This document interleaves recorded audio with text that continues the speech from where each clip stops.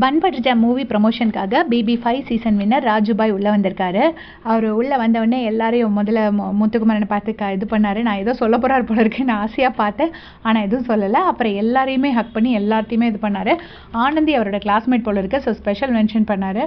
அப்புறம் வீட்டுக்குள்ளே வந்தவுடனே முத்துக்குமரன் ஒரு பெரிய கிளாஸில் தண்ணி கொண்டு வந்து கொடுத்தாரு. கொடுத்தோடனே என்னடா கப்பு எட்டி பார்த்தா உள்ளே விழுற மாதிரி இருக்குது அப்படின்னோடனே, உங்கள் ஹைட்டுக்கு ஏற்ற மாதிரி கப்புனே அப்படின்னு சொல்லிட்டு முத்துக்குமரன் சொல்கிறாரு. அவரும் சிரிச்சுட்டே விட்டுறாரு.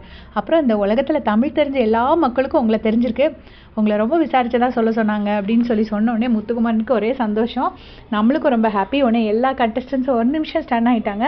ஏன்னா ஆப்வியஸ்லி ஒருத்தர் மட்டும் ப்ரைஸ் பண்ணால் எல்லாரும் எதிர்பார்ப்பாங்கல்ல.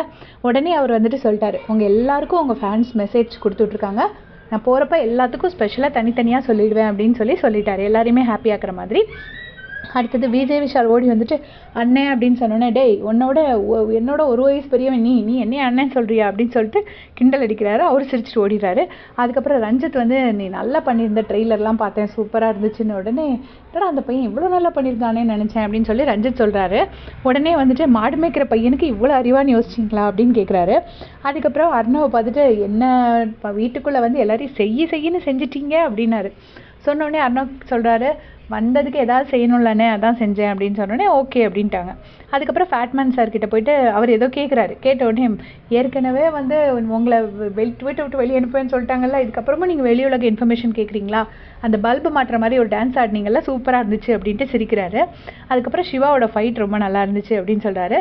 சொல்லிவிட்டு நான் BB8 ஸ்டார்டிங்லேருந்தே பார்க்கணும்னு நினச்சேன், கேர்ள்ஸ் பாய்ஸ்ன்னு பிரித்ததுனால எனக்கு இன்ட்ரெஸ்டே போயிடுச்சு.